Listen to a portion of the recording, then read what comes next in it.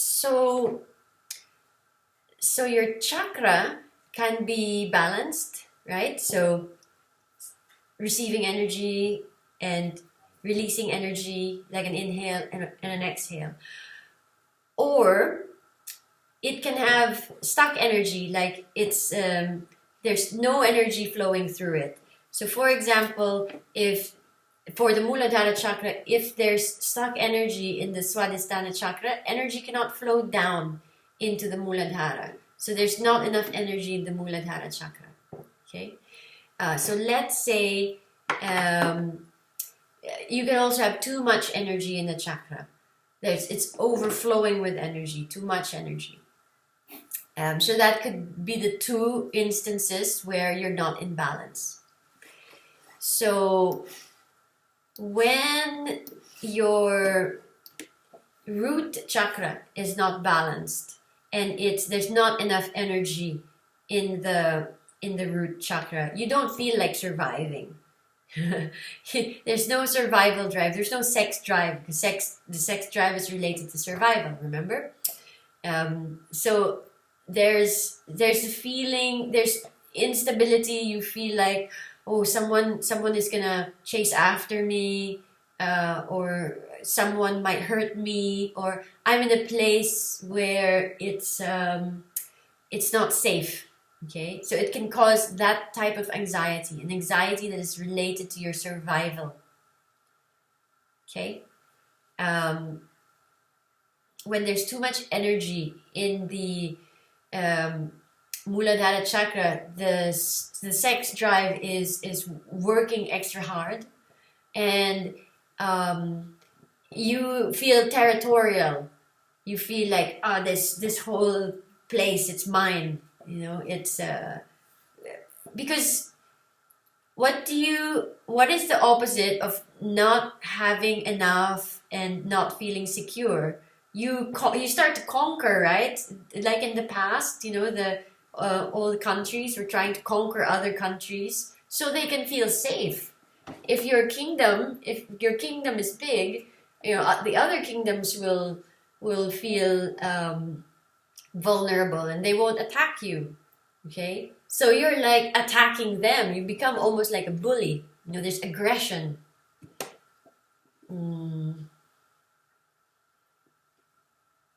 Questions about the Muladhara chakra?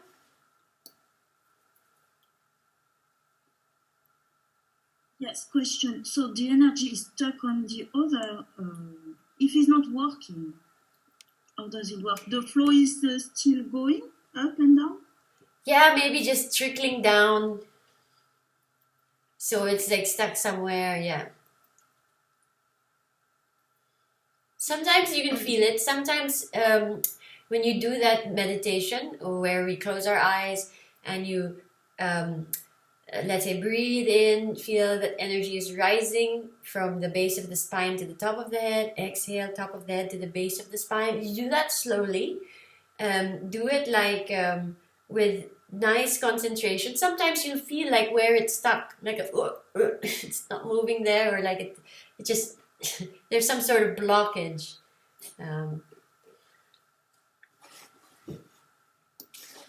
What you can do if you're really interested, what you can do is you can do that exercise, feel it flowing, and then go to a good healer,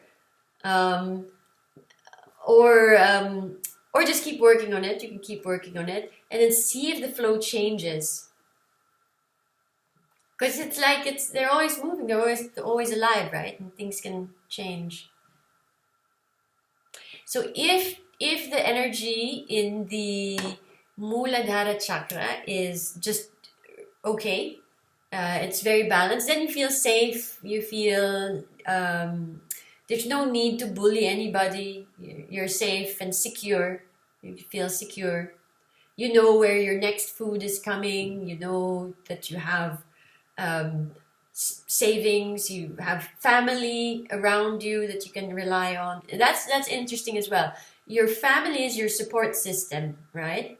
So sometimes if something happens in the family support system, or whoever your support system is, that can destabilize the chakra as well. I had one student, and she knows that she can feel that she needs more energy in her root chakra. She doesn't feel like energy flows there very much. And then when she told me her story, she said that she never knew her parents because she was adopted, and she doesn't know her real parents or her real father. So this destabilizes her. Like, she doesn't feel like it carried on into adulthood, as like she doesn't feel like she belongs anywhere because she didn't have that stable nuclear family relationship. So Swadhisthana Chakra. Swadhisthana Chakra. By the way, the Muladhara Chakra is related to earth, the element of earth, because earth is stable, it's the ground, it's the base for everything, it's solid, right? And then the seated postures are related to Muladhara Chakra because you feel solid, you feel grounded, you feel like you're safe. Actually, sometimes as a yogi, when you, let's say, do a lot of meditation or a lot of spiritual things, and sometimes you just feel like, ooh, like this, sit down, touch the ground, and breathe into your Muladhara Chakra, and it helps to just ground the energy down. It's earth.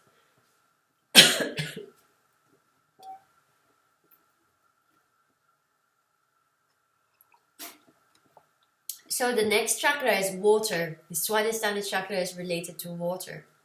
Water, like today's vinyasa class, is all about flowing. There's less stability in water, right? Not like earth. So this is more like a playful energy. The Swadhisthana Chakra, when it's balanced, it's creative and joyful and spontaneous, right? It's related to birth because your uterus is around that area of the Swadhisthana Chakra. When you're pregnant, that is filled up with amniotic fluid. So again, that's water. When you are safe in your Muladhara Chakra, oftentimes what happens is when you feel safe, that's when you start to feel more open and feel more creative and expand, right? Like little children or even animals. If you don't give the child the support it needs to make it feel safe, it won't smile. The baby won't smile. It will smile once it starts to feel, yes, everything I want is being brought to me. If I cry, I get milk. If I cry and somebody changes my nappy, okay, fine, I'll smile now.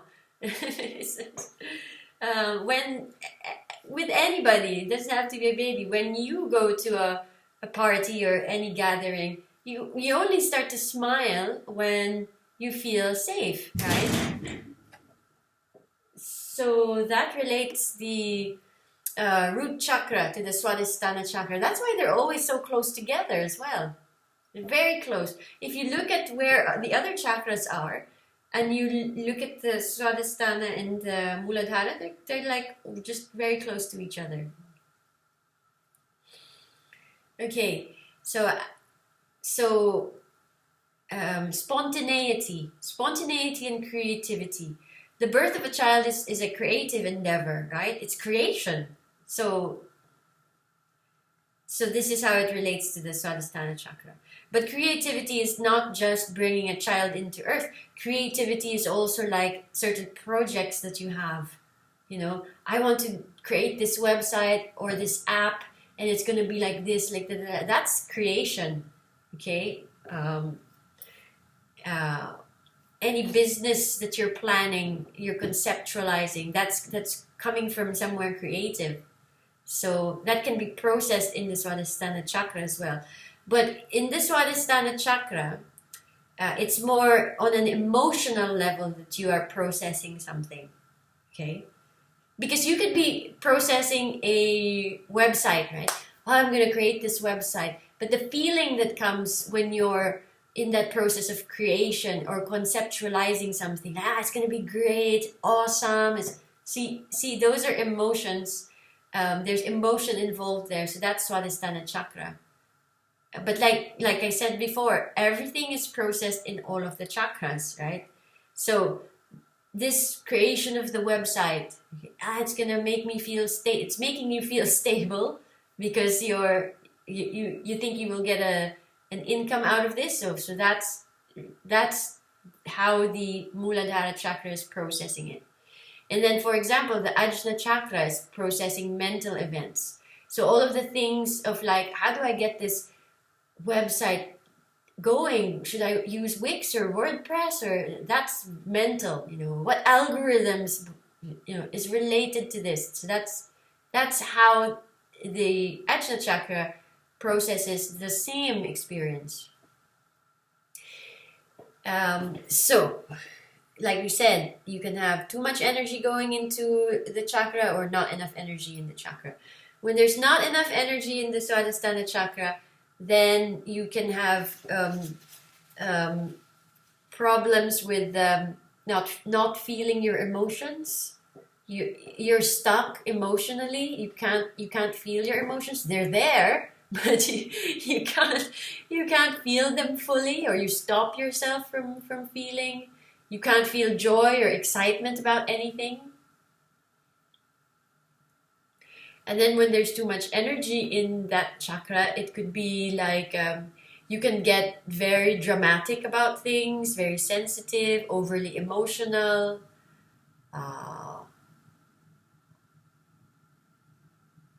or overly excited about something. Okay, so the third chakra is the Manipura Chakra. And the Manipura Chakra is processing the experiences in the point of view of the ego and the willpower and the leadership and direction, where the leadership and direction of things. So if the Muladhara is your base, your Swadhisthana is like this happy little child, your Manipura chakra is the gouvernement. This is the one that says, hey, slow down, let's have some structure into things. So it stops the party, but it directs the party. Because you see the Swadhisthana chakra is like, oh yeah, hey, let's do this, everything, anything goes. And then, let's have a party, invite everybody. It's gonna be great. And then the Manipura chakra is like, do you know that it's confinement? Do you know that you have to spend money to do this? And so it gives you direction. It gives you a structure to work with. Okay. And the Manipura chakra, so it's processing it this way, and it's your willpower as well. It's like this is my idea versus and I want other people to follow this idea as well, because I'm the leader. So it's leadership is related to the Manipura chakra. Okay? So if there's not enough energy in the Manipura chakra, there's no leadership. There's no direction. It's like, should I do this project? I don't know. Yeah, maybe. There's no confidence in the self. I don't have the skills to do it. I don't know. See? If there's too much energy in the Manipura chakra, it's the opposite. It's like, you don't really have the skills, but I'm gonna do it. I'm so good at it, even though you're not. Because you're overly confident. And you can be also like trying to push your own opinion on others, or your own direction on others. This is what we're gonna do. This is where we're going. Okay.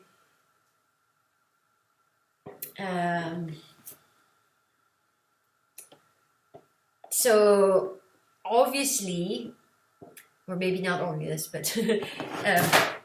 the Manipura Chakra is related to fire, right? You remember Vata, Pitta, Kapha? It's very Pitta. Pitta is like that. It's like, this is what we're going to do. This is the direction where we're going. Come on, follow. Because this is what's good for you, according to me.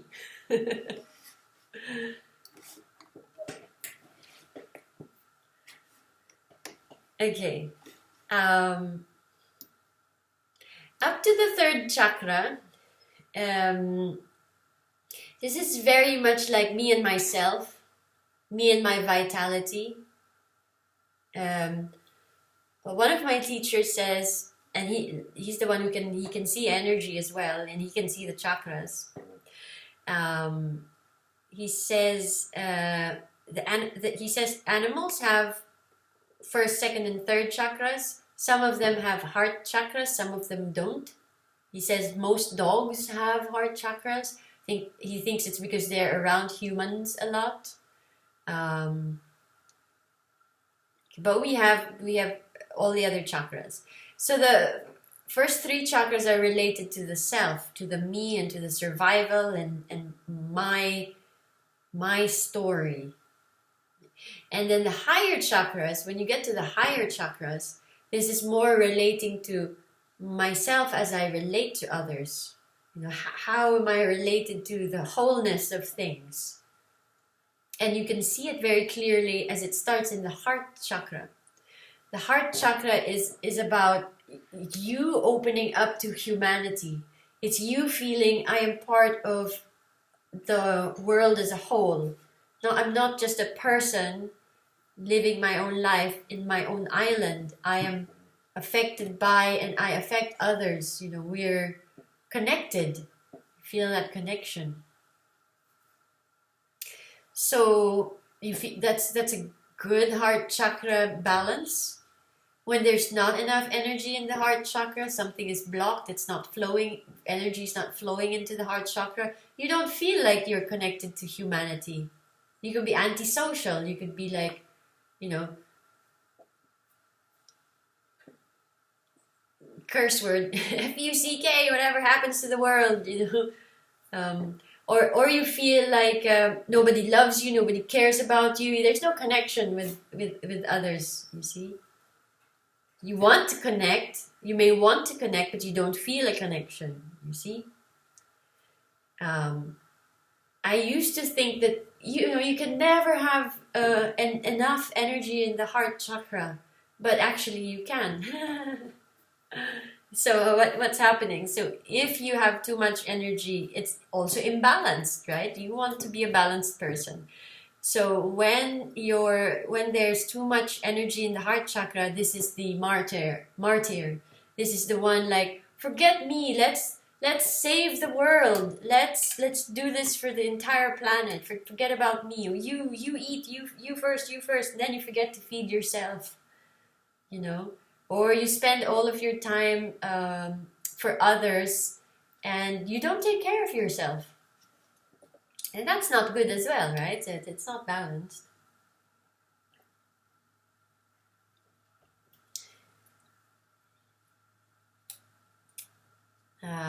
Questions so far?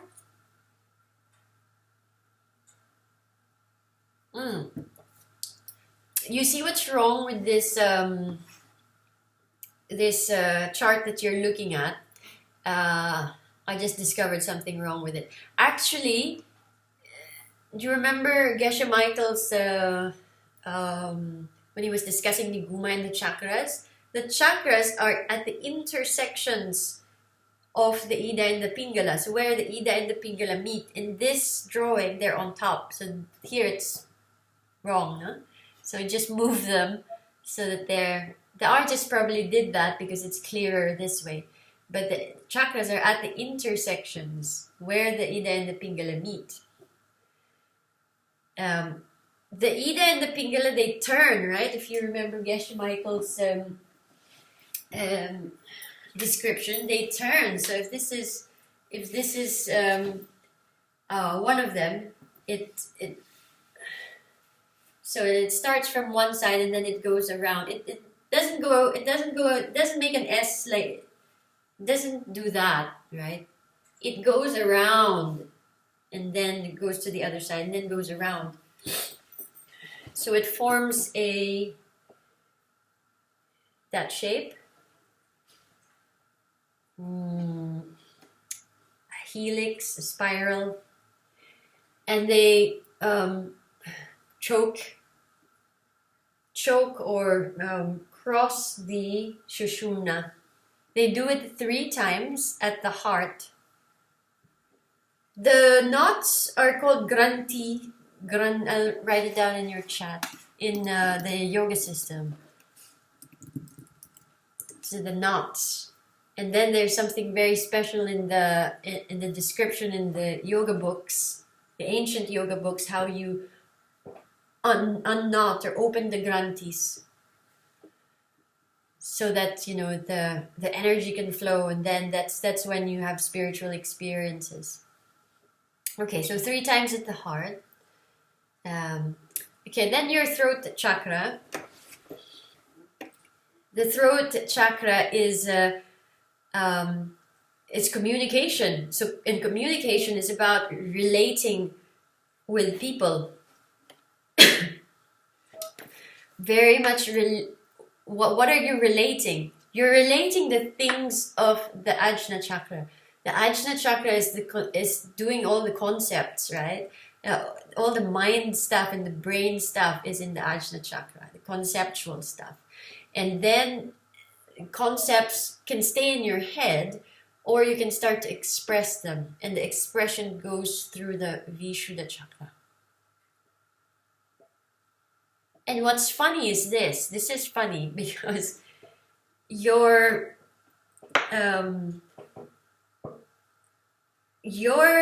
according to, remember again, the Geshe Michael's lecture, which he took from the Tibetan text of Tsongkhapa, the energy body comes first, and then the physical body forms around the energy body, right? So first was the Sushumna, and then the spine formed around the Sushumna. And then it makes me think, in our physical bodies, for females we have a smaller waist, but you know, it's mostly hips, and then just maybe a little bit smaller at the waist, but not so much, and then your torso. But then look at your neck, and then your neck is suddenly like woof, smaller, right? Why am I not a box or a rectangle? Because the Vishuddha chakra is there, and it's like it's small. It's very interesting. Why is it like that? I don't know the answer. I'm just I'm telling you because maybe you'll think of something and tell me the answer later. Maybe we're not meant to communicate. Okay. Maybe we're turning psychic. We'll stop using the tool of communication, which is your voice, which is happening now because technology, you're not, when you email or you text or you post something on Instagram, you're not really using this, you know, so maybe we're becoming more psychic. Maybe we'll have bigger heads in the future. Maybe because we get it out, we don't need to store a lot of things here. Yeah, maybe. Yeah, because it's just more like an outlet rather than inlet. Okay, so whatever is in your heart or in your mind is expressed through the throat chakra, or can be expressed through the throat chakra. So when it's stuck, you have problems with expression. That could be physical. It could be like you, let's say you have some speech difficulties that relates to throat chakra. or you're trying to learn another language.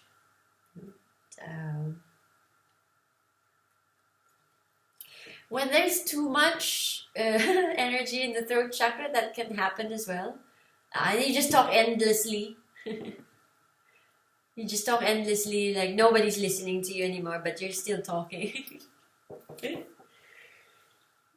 Or you're saying things without discrimination. Like you're saying things and it's not appropriate, or telling secrets. People are saying, "Oh, keep your mouth shut," and you're still la la la la. Okay. Then there's an imbalance in the throat chakra.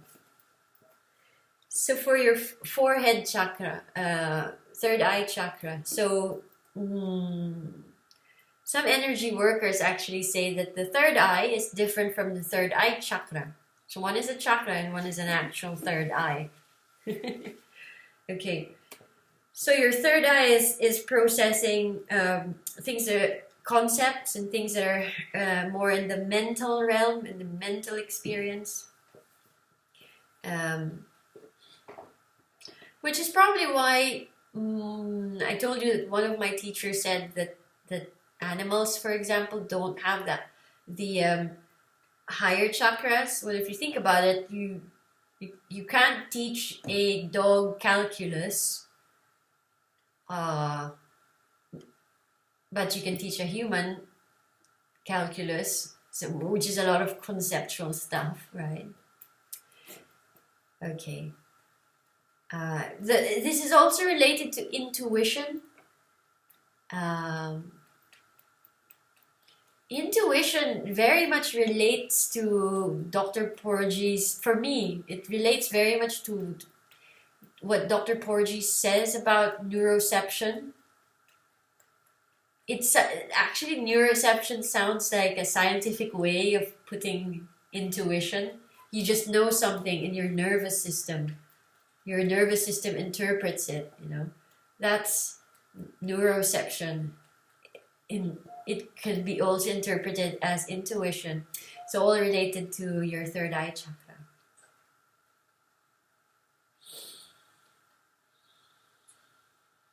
So it's a sensing.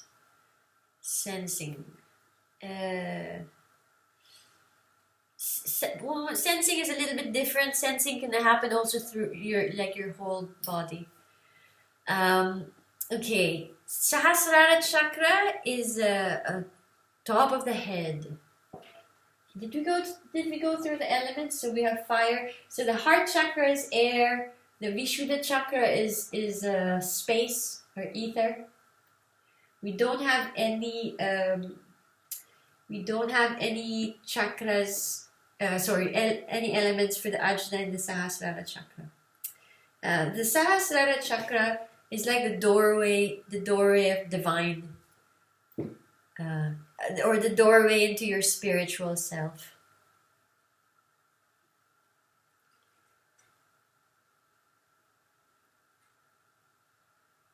One of my teachers says that the soul is still somewhere up there. I don't know where. And then when it's time, or when the chakras are clear, it drops down into the crown chakra and then into the spine. And what you have now is like a soul projection.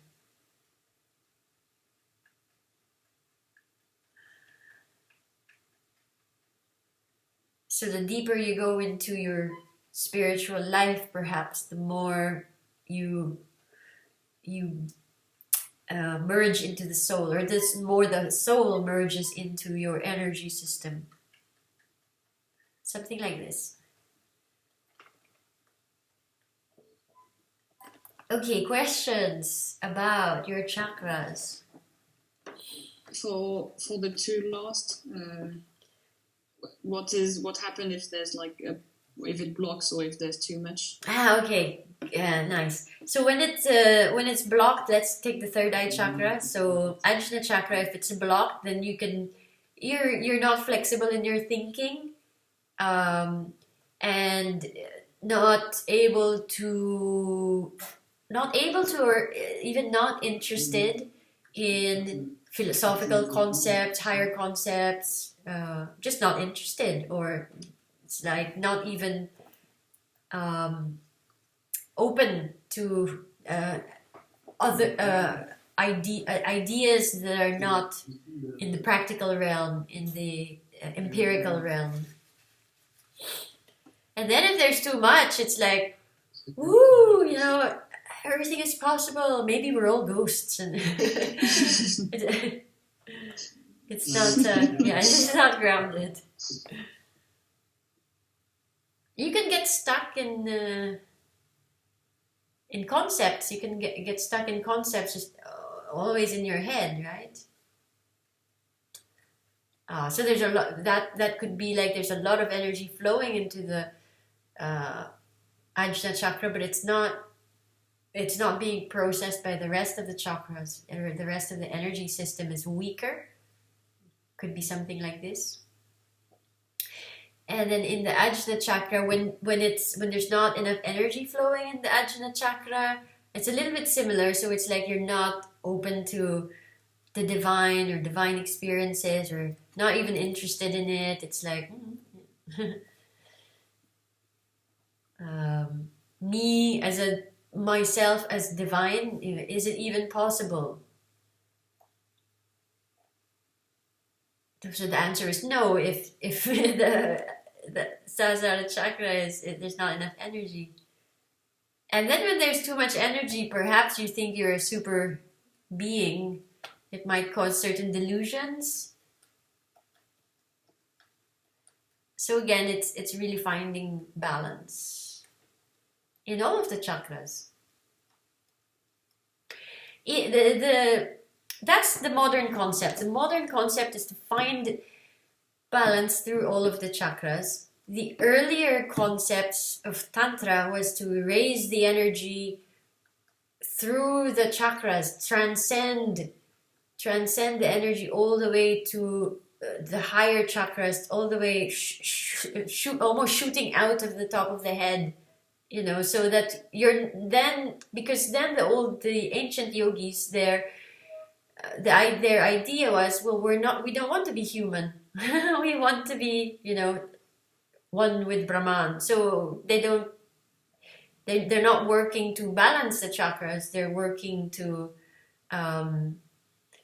transcend all of the chakras, and then they do specific practices to erase the energy through the chakras, close the Ida and the Pingala, make them dissolve into the Sushumna, and then, you know, eventually leave the body. Right, the ancient way. Nowadays we strive for balance. It's like what Geshe Michael was saying, and he was talking about the body of light. You attain a body of light. When the Ida and the Pingala first they straighten out, and then they get dissolved into the Sushumna. In the Tibetan texts, they speak about a rainbow body. That's why the school is called Rainbow Light Yoga. It's from that concept. You get a rainbow body when the Ida and the Pingala straighten out and they meet in the Sushumna. And this, you know, rainbow body takes you to Buddhahood. So it's no longer the physical body, and it's a body of light.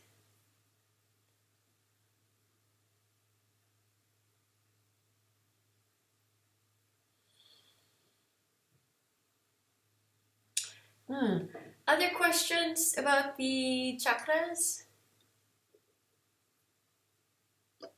Actually, I have another one. What are the colors of the third eye and of the crown? Because people say white and some indigo. Yeah, and then you get these yoga mats as well that have different colors. They have yoga mats. They have the drawing of the chakras and then the different colors. According to Donna Eden, she's my source for this one. Sometimes the colors of the chakras change as well. But most of the time they stay within these colors that we have. So you have red for, that's why I didn't include it in the chart. So red for Muladhara, Swadhisthana is orange, Manipura is yellow, Anahata is green, and Vishuddha is blue. Ajna is white. There's other color variations that exist. Other people use different systems. And the Sahasrara is golden.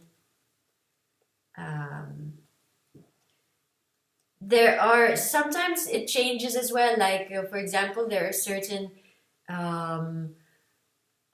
practices that you do in the Tibetan system where you visualize different lights coming into the chakras, and I think it's blue, red, and white, and something like this. So again, it's a different system.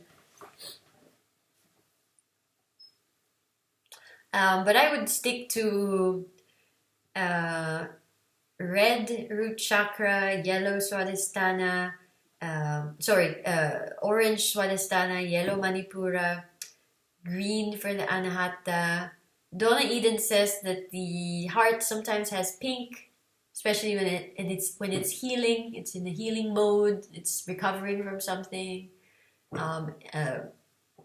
Throat chakra is blue, white for the third eye chakra, and golden for the top chakra. There's this machine that I think it was created in the 70s. I forget what it's called now, but my friend has one. and it, how do you do it? I think I remember putting my hand on some sensor, and then I think there was a camera that was, or a video camera that was on me as well. And then it I don't know how it processes the light somehow, so that then in my friend's monitor you can see the different colors around the person and around the area of the chakras as well. It was very cool.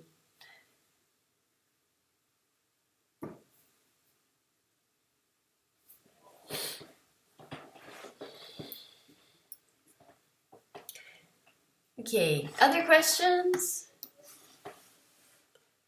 No? Questions? I think we'll take a break for 5 minutes just to clear the mind, do your notes, and then we'll talk about the subtle body system, the different koshas, of the body. That would be on page.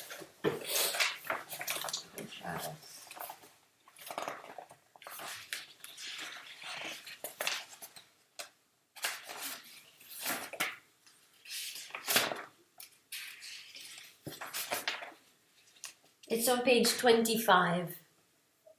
So we'll discuss that in 5 minutes. Just take a 5-minute break. À tout à l'heure.